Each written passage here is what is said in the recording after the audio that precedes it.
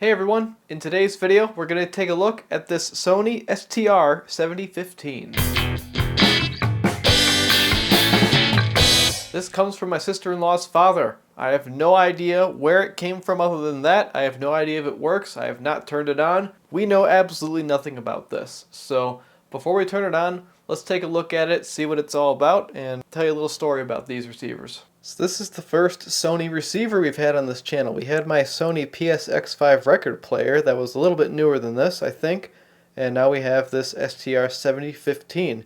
I believe this is the bottom of the line model from this generation. I think it's only got 15 watts per channel, and I believe it's from the early to mid 70s. Not much going on here. You've got your absolute basics, and it's a little dirty. Not in the best of cosmetic condition, but that's something we can't take care of here. Now, the story about these receivers is they have a special place in my heart because my buddy in high school, Kevin, he bought one of these at a garage sale, the STR-7035, I believe. And we always listened to music on his whenever we were at his place, and it was a really cool receiver. He relamped it and all that stuff. It was just a good, reliable, nice sounding receiver for him. Let's take a look at the back too. This is about the most basic rear end of a receiver I've ever seen. We've got our inputs right here, hookups for the antenna, and speaker connections. I think we should get this cover taken off and take a look inside before we actually put power to it. It looks like we are missing a leg on this thing. I'll find that out in just a minute here. If you've got a similar story to mine and my buddies on this thing, or you bought one of these new, let me know in the comments. I always like to hear from people, their stories on these things and their experiences. Because it's cool stuff, Alright, that's the screws for the cover. Let's see, okay, yep, I did get them all. Nice solid wood here. It's pretty cool. And on the inside, it's a little dusty, but not too bad, and it looks complete. Let's take a look underneath and see what's going on with that rocking we have. And, yep, missing a leg. Maybe I've got something laying around that could take its place. What's interesting is that it's missing. It's not like we've got a broken leg, or like the screw is still in there. It's just completely missing. Why would you only remove one leg from this? It was deliberately done. I don't know. We have no idea what's going on here. So on the inside, the simplicity continues. This reminds me a lot of the MCS 3233 we just looked at, especially this heatsink design. It's just a bent piece of aluminum, and we've got our TO220 output transistors right there. Looks like it is capacitor coupled. A little tiny coupling capacitors right there maybe. And then here's your big filter cap. Looks like the power supply and power amplifier share a circuit board. There's your bridge rectifier. You can tell by the 4 diodes. I don't know why that one was bent so far the other way. And over here you've got your AM/FM tuner board. And then down here you've got a selector, preamplifier, probably a phono preamp in here too. Some fuses for something. And the circuit boards say Sony. Look at that. Kind of neat to see that. These early capacitor coupled amplifiers, these low power ratings, are some of the hardiest receivers I know, like the Marantz 2215B, very hardy. I'm honestly going to be a little surprised if this doesn't work when we turn it on, so let's go right ahead and try it out. Let's see, are we turned on? Where is power? It looks like power is in the speaker switch, which I don't like, but that's a common thing you see here. Alright. Let's try it out.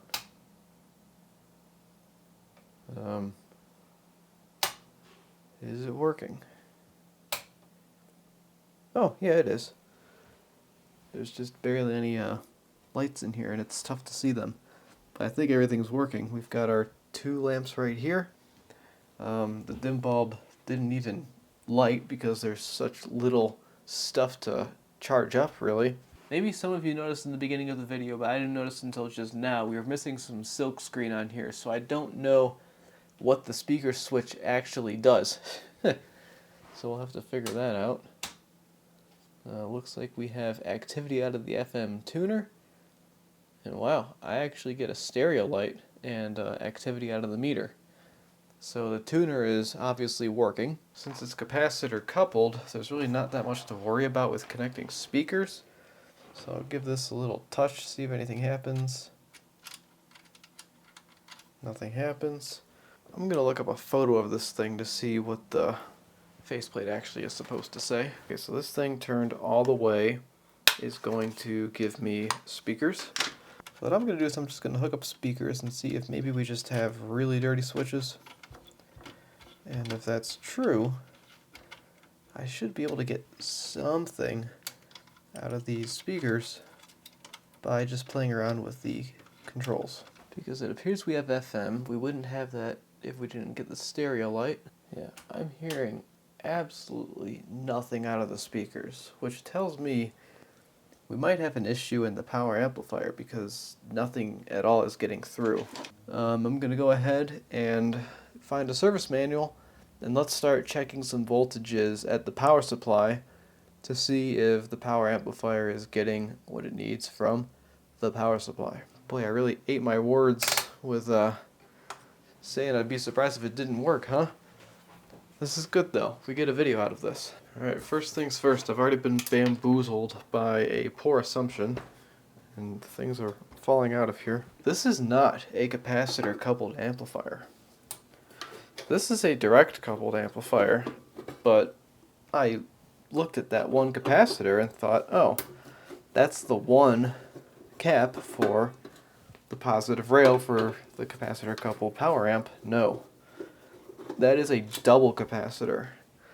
And I thought it was odd that there was a full bridge rectifier in here, like, you know, you saw those 4 diodes I was pointing at earlier. On a capacitor coupled amplifier, you only need 2 of those diodes. And I'll bet you I'm going to take this off and we're going to find, well, it's tough to see, but that big capacitor, it's got 3 pins on it. The bottom of the power amp board is beyond this thing. How am I supposed to service it when all this is in the way? How am I supposed to check for my positive and negative rails? Let's try and pull this off. Look at that. 4 screws and I've got the whole dang module just flopping around here. Now that I've got the whole dang module flopping around here, I'll show you. There's your 3 pins on your capacitor right there.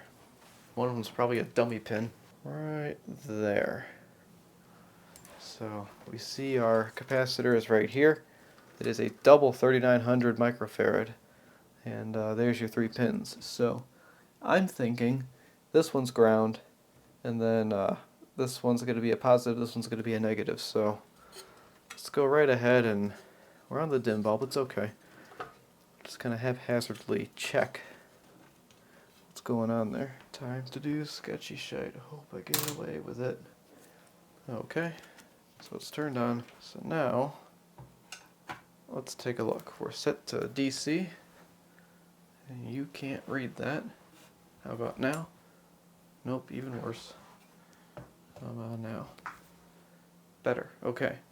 So let's check the voltage drop between these 2 right here. Okay, we've got positive 26 and negative 26. So our power supply is working. That is a good thing. So if that's working, why is our power amp not working? Maybe there's a protection fuse. What I'll do next is I'll look in the schematic and see if maybe that's what these 2 fuses do right here. I see them both in there. Looks like one was replaced with something extremely wrong, so that's not good. I'll go ahead and pop these fuses. Okay, so right away I'm a little skeptical. These 2 fuses right here, they were these guys, so I thought, okay, maybe they're just 2 separate things, but no, like these are your speaker protection fuses right here. They're supposed to be fast acting 2 amp fuses. This one is literally a slow blow 5 amp, so let's go right ahead and check and see if these are good. I've got a meter set to continuity, get the beep noise when we do that. This one is good, and this one is good also, so that's interesting that we don't get any sound at all when we have 2 good fuses. Mind you, they are wrong good fuses, but they're good fuses nonetheless. They should pass current. So we're going to play a little game here called Follow the Signal. So what I've got going here is I've got the signal generator putting in some signal, about a kilohertz. And what I'm going to do is I'm just going to walk around with my voltmeter. So what I'm going to do is I'm just going to take this probe, I've got the other one on ground, I'm going to put it at the aux input for one of the channels here. And we see that we've got about 1.6 volts. If I turn this off, the voltage goes away. If I turn it back on, the voltage comes back. So that's basically what we're looking for as we go through the units. So we know that the aux goes right to the preamp, and the preamp will put it to the volume control at some point. So let's go look at this, the middle part of the volume pot here. I'm going to bring the volume up as I'm on here, and we can see that yes, we are getting that signal. Let me turn that off again. Yeah. So we're getting the signal at one of the channels. Now let's check the other channel. Yeah. Oh, interesting. We don't get it on one of the channels. Turns out we actually have a bad channel in the preamplifier. That's very interesting. But since we have one good channel, we should at least have something good going on, right? Let me check the other side here. Are we getting it in? Yeah, it's coming in. Very interesting. So if we look at the schematic, the volume knob then sends it to the bass and treble controls and some other transistors, and then the final stop is C516, which is a 1 microfarad 50 volt capacitor. Okay, I found C516. I'm going to see if I can get my probe on that leg there, which I think I've got it. Yeah, not much going on there, huh? Yeah, there should be a lot more going on there than what is actually going on. So I've got the volume turned up all the way. So there should be some AC voltage at C516. Okay, let's check C510, because that's the first stop after the volume knob. I see it right there. So, let's see if we got any AC voltage. None on that end. What about the other end? Okay, so the way it works with this receiver is they have the components numbered so you can tell them between the channels. So for example, C501 would be for one channel, but then C551 would be the equivalent capacitor for the other channel. So like they're adding 50 between the channels. I was checking C516. I actually need to be checking C566 because C516 belongs to the channel that is dead. So let's now go over to C566 and see if we have voltage there. And we do. So it would appear that sound is making it through the preamplifier. I do believe I've found the output for one of the channels. So let's follow that wire. Let's follow that wire to the power amplifier board. So for one of the channels, we are getting a signal into the power amplifier. Let's see if that signal is actually moving through the power amplifier. It would appear that yes, it is. On one channel for the output of the power amp, we get 23 volts, which I can control with the volume knob. But on the other end, we only get 2 volts, which I can also control with the volume knob. So something's wrong in the preamplifier on the one channel, but it appears that this is the right channel. We shouldn't be having any issues with the right channel. The right channel should be working. And I think I'm just going to do a quick experiment and prove that. I'm going to take a speaker, I'm going to ground it to the chassis, then I'm going to take the other end and I'm going to boop it against the power amp output, and we might hear a sine wave, maybe. Yep, there it was. It startled me. Make it a little quieter. So there's that. And super quiet out the other side. Okay, so one channel's working. And we're falling into some issue at the fuse, maybe? 23 volts. 23 volts. 23 volts. It's going through the fuse. So something ain't right with our speaker switch then. Okay, this is pretty goofy. So I've got the speaker on jumpers here, and I can kind of do whatever I need to with this one. So here's the power amplifier output right here. It goes to that. That goes to that pin right there. So here's one end of the fuse. Here's the other end of the fuse. And now here's our speaker switch, and we're set all the way on right now. So here's our outputs. In theory, I should get something out of one of these, and I do.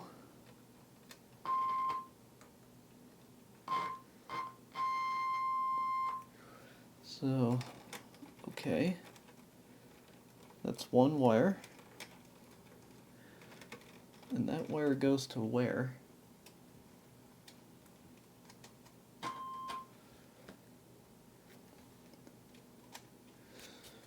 I don't get it. I don't get it, folks. I had it connected this way, and I had the stereo set. Oh, okay. The plot thickens. Why don't we have ground? Why don't we have ground on this one wire? Where does this wire go? Yeah, it goes to a pin that says negative, which means it should be grounded somehow. Why is that not getting grounded? Do we have more failed solder joints? Or do we have a failed switch? Okay, well it works there.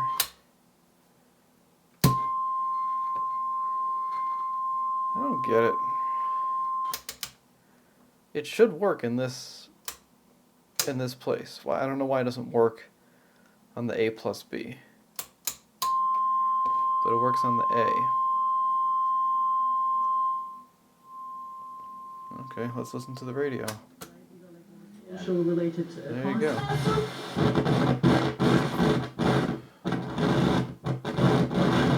We've got a very, very dirty cat. Okay, so it sounds like basically I went through all that because I didn't understand how this speaker switch works or something. It should work in A plus B, right? But it's not working in A plus B, and I never thought to check just A. So, okay, we have one functioning channel. It is the right channel. So now we need to troubleshoot the left channel and see why the preamplifier isn't giving it what it needs. You'll never believe it, folks. You'll never believe it, Amy. The left channel wasn't working because the controls are dirty. What a surprise, what a surprise. So, let me show you. Let me put that voltmeter. I'll prove it to you. Because I just got clear sound out of both channels. If we put it on the volume out for the right channel like we had, we get the 1.9 volts. And now we get the same 1.9 volts out of the left. Because, look, if I jiggle that switch, it wants to not. So, I think I know what this calls for.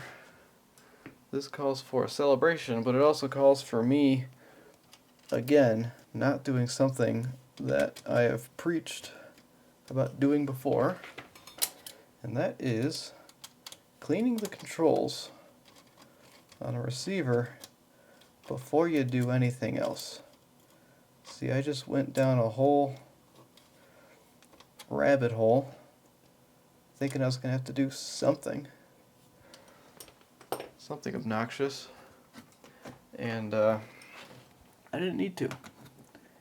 If I had just cleaned the controls like I always say you should do, I wouldn't have had these problems.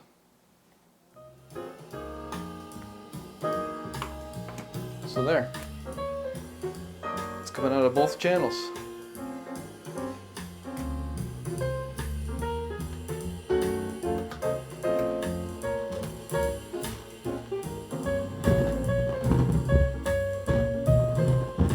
you hear that. Like, that's way dirty.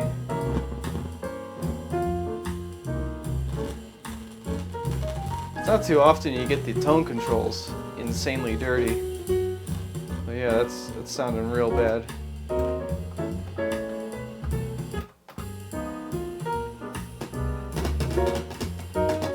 See?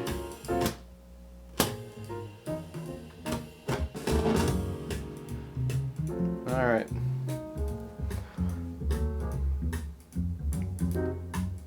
See? I don't need to eat my words after all, actually. I can eat some words and then not have to eat others, because I said I'd be surprised if it didn't work. And it works. And it actually sounds really nice.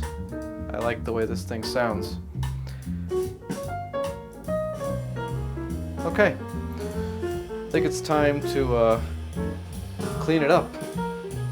I just hit this thing with compressed air, so I think the first thing I'm going to do with the cleaning is address the tuner cap, which is, you know, the guy right there. What we're going to do there is we're going to take WD-40 contact cleaner and just spray the hell out of it. And we'll kind of cycle through this stuff. And just do this a time or two. That should be about all we need to do for the tuner cap. Now, we're going to wait for this to evaporate before we actually test out the tuner, because this can really throw off the station it's going to pick up. So, we'll leave it just like that. Next, we're going to clean the controls, and I think that's going to be really, really easy on this thing. So, if we look here, there's really not that much to get to. I mean, you've got your volume pot right here. Let's just go right ahead and get that. It's so easy to get that volume pot. Jeez. And all we have to do is take some Deoxit F5, this stuff, and just spray it in there. Got the right channel and the left channel. We'll just do one little spray per side. And that's going to be just great. Right below that is our speaker switch and power switch. We're going to hit that with Deoxit D5. As you can see, the little metal wiper contacts right there. That's what we want to hit those with, is the D5, which is ideal for metal on metal contacts. Looks like we have wipers on both sides of this, so we want to get both sides with the D5. And that should be enough right there. Moving down the line, the simplicity continues. We have our bass and treble controls right there. I think I'm going to get lazy with these and just kind of go through those little side holes and hope that stuff just kind of gets where it needs to be. And then we've got our push button switches right here. We only have 4 of them, and I think we'll just use D5 for those. Just spray the top of the switches, or kind of go right in there a little bit. Let it kind of work its way through.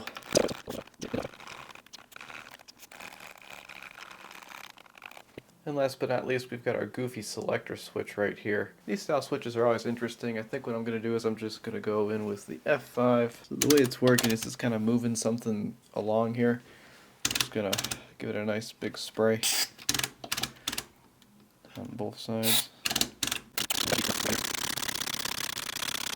While that's all marinating, let's remove this faceplate, because as you can see, none of these controls are even put on correctly except for the treble control and the function control and the volume and bass knobs are not put on correctly. So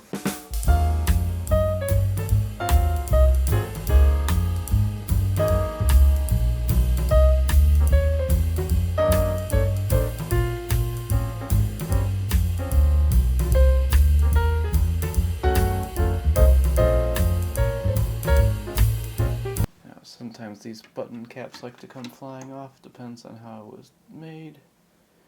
Looks like, yeah, they would come flying off. If I, actually no, they're on there pretty nice. I appreciate that. So here's a nice dirty faceplate. We've also got nice dirty stuff beyond here, so we'll probably have to remove this piece of plexiglass and get all of the dust out from behind there.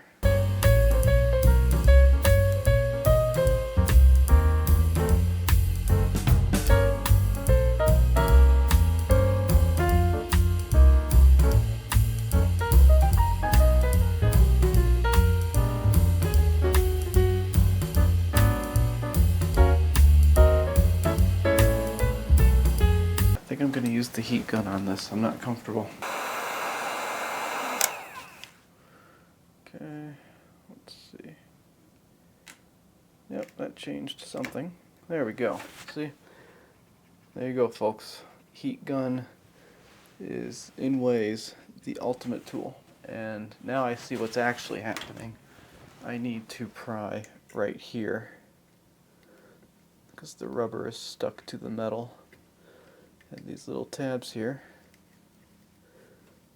I think. Is that so? Yeah, that is so. Whoops! Everything's fine. These are not expensive. I highly recommend them, seriously. I'm just gonna take a wet paper towel and see what happens here. Oh boy. Yeah, we're gonna want to do that a little bit more, huh?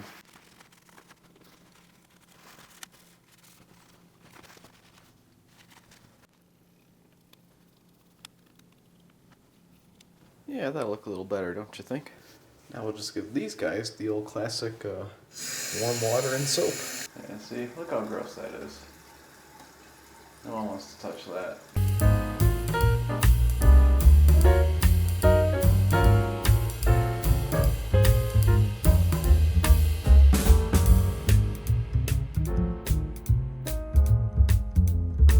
Now before I put this all back together, there was one rather obnoxious thing going on here. And it's this switch right here. It is loose. You can see it's loose in there as I move it around. And that is the nut inside of it being loose. But as you can see, I can't really get a socket on that. I can get a socket on the one over here, you know, the selector. And that one's tight. But over here, they could have made this hole, you know, a little bit bigger. And I wouldn't have to, what appears to be, remove this entire panel just to tighten that nut. So that's a little obnoxious, but you know, I want it to be tight. This is the power switch. It's got to feel good. So here I go, I guess.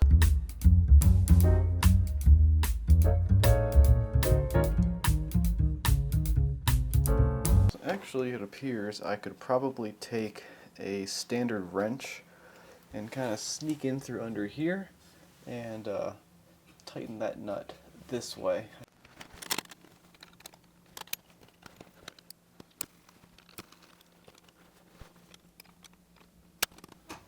Okay, I think I got it. Just had to remove the headphone plug right here, and an 11mm fit just fine. So I think I'll go put that back together now.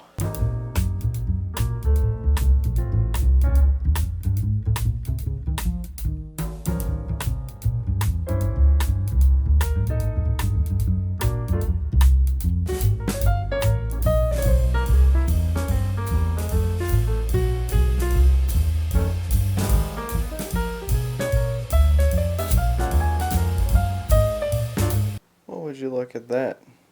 That's a little nicer looking than it used to look, huh? Nice and clean. Some of these knobs, the notches don't really line up with the faceplate. And cleaning this faceplate, I had a few tragedies. This just kept falling apart. Whoever the previous owner was, whatever their fingers had, whether it's just human finger oil, I don't know. That stuff just basically wipes off with the towel. And then I just changed headphones to phones. I got rid of the head part because that was half missing. But the one I'm most disappointed about is I lost the tuning up here. So I just completely erased it because it just didn't look good. Still got Mike there. It's hanging on for dear life. And we still have all these guys here. So that's going to be okay. Let's try it out. Should be on A speakers. And we're on FM radio. We've got stuff. Well, that's a lot better than it used to be. You may recall how terrible that sounded, all the static and awfulness. All that's gone because we cleaned the tuner cap. So let's switch over to aux, and it is time to play everyone's favorite song. There you have it.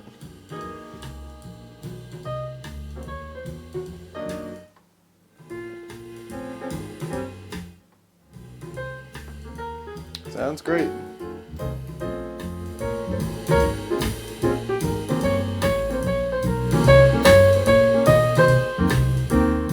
The bass gets a little muddy at high volumes, but that's probably because this thing is barely anything watts per channel. So I'm happy with that. Mono works. Monitor works. No more awful stuff out of our dirty controls because they're clean now.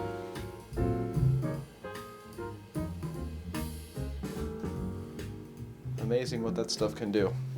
I'll turn the lights off so you can see how this thing looks when it's lit up at night. Not bad. Pretty cool looking. I'm not sure. I'm thinking that tuning meter is probably supposed to have a light behind it. Yeah, definitely. So we'll need to replace the lamp behind the tuning meter for sure. Okay, so I decided to look into that meter lamp, and here it is. It's hanging out in here, and it took me a minute to figure out exactly what's going on. So what we have here is a very strange lamp. So these things were just twisted. I literally took a pair of pliers and untwisted it so it was straight, so this would come out. You twist it to put it back. And then I just yanked this bulb straight out, but actually that's not what you're supposed to do. I put it back for this video. You're just supposed to pull this thing out, and I'll yank it now. Here's your bulb. I don't think I've ever seen one of these before. It's not normal, but what is cool is on the back of this, they were nice enough to write 8 volt 0.3 amp. What do I have in stock from a previous project, the Kenwood KR5010? Dave sent me an extra bulb that is 8 volt 300 milliamp or 0.3 amp. So I think what I'm going to do is I'm going to try to modify this thing so that we can use this more familiar bulb style. So I'm just going to drill this out, and hopefully these leads can kind of come through. And the way this worked was you had these leads kind of coming through, and then they were going through here, then they were going through here kind of like this, and you would just take this and slide it over this pin, and you would get conductivity that way. So that's kind of the idea. I'll just drill this out so this can actually wedge in there, and then I'll bend these out, and maybe that'll work. We'll see.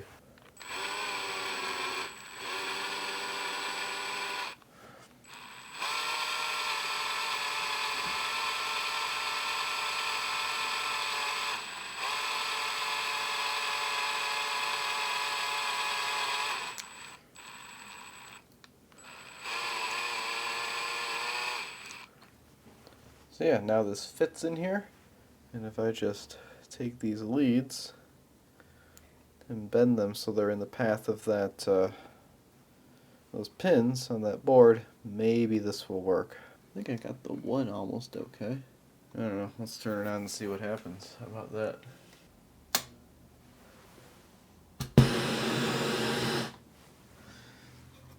No, not quite. Yeah, it almost works. See, I'm on the right track, folks. Just gotta jam this in there a little further. Yeah, I think I'm calling that good. So I think I'll go back and reinstall this. I'm just gonna give this thing to my wife for her to use at work. It doesn't need to be right. Not that she doesn't deserve things that are right. She deserves the best, but you know, she will find this perfectly acceptable. And there you go. Just bend those tabs and that goes back in there. And what do you know? It lights up. I'm keeping it that way. Some of you are really going to hate this, but I got super lazy with this missing leg. All I did was I took a screw and a nut and I tightened the nut against the panel there and made sure the height is similar to the rest of the legs. Yeah, I could have found a different part, but this receiver is worth nothing. No one wants it. So this here is good enough for me. Okay, I took this footage earlier, but I'm going to do it again. Because this thing looks completely different with a working tuner meter right there. That looks so much better with that actually lit up. Very happy I was able to make that extra bulb work in that spot. I'm getting geared up to do the bias adjustment on this thing. I've been listening to it a little bit and just thought I'd share some listening notes with you. It is completely unremarkable. The sound of this thing is fine. It does not blow me away in any way whatsoever. The dynamic range is lacking. It just doesn't really have much of a punch to it, really. Everything is just kind of muted, not very tight, kind of loose. Not necessarily a bad thing, but that's what's kind of funny about it is I kind of love it. Like, I really like it. I like the way it looks. Like I told you, I've got a nostalgia factor with these things, and it's just a nice little receiver. Yeah, and one kind of big thing, of course, I need to change out these fuses here. As you remember, these are very wrong. Those are supposed to be 2 amp fuses. We've got plenty of those right here, so we'll just turn the power off, pop these out real quick, and replace them with the correct fuse. Boom. There you go. Looking hot, looking pretty. And then in an attempt to try to solve that speaker thing, I wonder if when you have it set to AB, you need like a speaker on each thing. So I'm going to put my load resistor on the B speaker and see if that gives me sound out of the other speakers. Let's go to radio. Yeah, that's your answer. Mystery solved there. You need to have 4 speakers hooked up, or 2 speakers per channel, in order for the speakers to work in A plus B mode. That's all that was. Okay, good enough. Let's check and see what the DC offset is at each channel. So on the left, we have 8 millivolts, which is great, and on the right, we have 23 millivolts, which is okay. Not exactly great. I'd like it to be less than 10, but for the purposes of this amplifier, I'm going to call that just fine. Okay, now for the bias adjustment, we are going to be checking between R613 and 614, or R663 and R664. I'm going to use these style leads for this. I'm going to hook them each up to the voltmeter. I'm just going off of the service manual. Okay, so I've got one on R614. I've got the other on R613. And it looks like we have 53 millivolts. We want 40, so let's tone that down a little bit. Let's come back down to about 40. Does this pot work? Yes, it does. Perfect. It wants 40 millivolts of bias, so that's great. Now let's move on to the other channel. There we go. Where are we at? Seriously? 39? That's crazy. That would imply that it's exactly how I set the other one. Okay, I guess only the one was out of spec and we can just let this be here. So, yeah, I'm not touching that. I'm leaving it alone. Can't believe it was 39, that's nuts. Okay, we've got the setup. Let's make sure we've got everything set how we want it to be. And we'll bring up the volume here. Alright, maybe we have too much output on the signal generator. Yeah, that's what that clipping was. I just had the signal generator turned up a little too loud. We might even be able to measure this one at 2 volts per division. Normally I have to set it to 5. But yeah, as you can see, we've got a fair amount of clipping and vibration and stuff at the higher volumes here. So I've got this thing on the right channel, the multimeter that is. And let's just switch to only the right channel. We start to clip around 12 volts. If I bring it down, we clip around 11.5. You know, I don't really like that waveform. That's not a very nice waveform. I don't know what's up with that. See, we got like little spikes in the sine wave. We've got a whole section right here. Look how much I can move this knob and nothing happens. There's not much we can do to fix that. That's pretty obnoxious though. So the right channel clips around 11.5. And if we go to channel 2,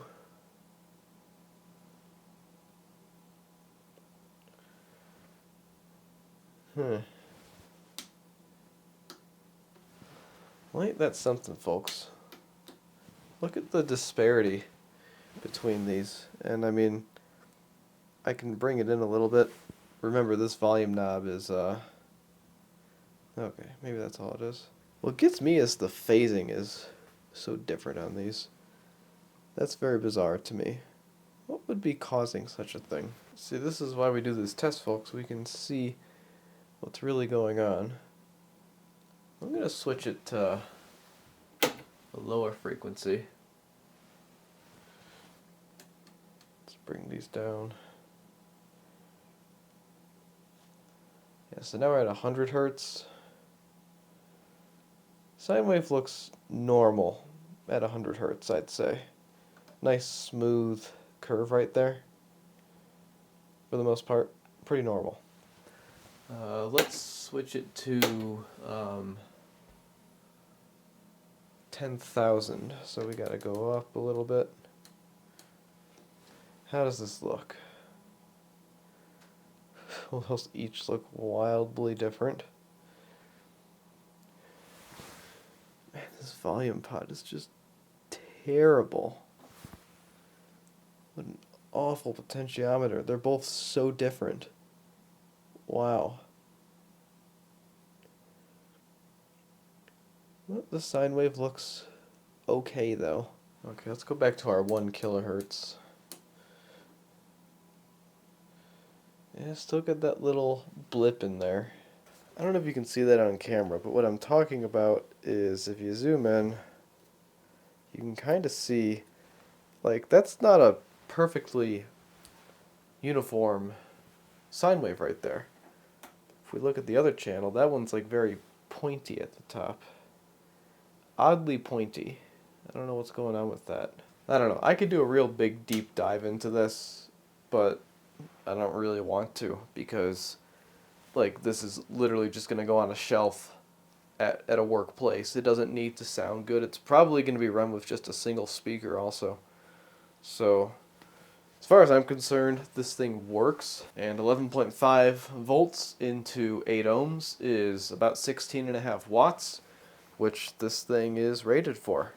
It is working as advertised for the most part.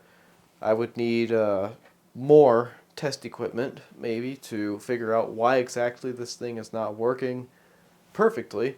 Maybe it just needs a recap. I don't know.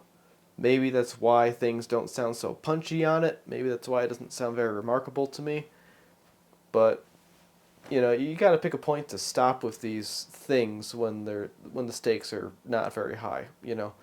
I've got other things to do. This wasn't working when I got it, and now it is. If I wanted to chase that issue I'm seeing on there, I would probably start by isolating the signal to the preamp and the power amp, seeing if I see that weird waveform in the preamp and not the power amp, and that would tell me where I need to go to figure out where that issue is starting to happen. And at that point, honestly, it would just be, you know, checking components, maybe just shotgun replacing everything. There's not much on these boards to replace, but like I said, it's working, and I don't really want to go that far with something like this. And if it breaks, guess what? I can take a look.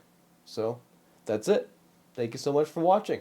I hope you enjoyed this video on the Sony STR-7015. If you have any questions, let me know. If you want to buy tools and stuff, I've got a link to a video where I talk about all the tools I use. If you need Deoxit, just affiliate links and stuff in there. That's a great way to support the channel. So until next time, thanks so much for watching once again. I'll see you in the next one.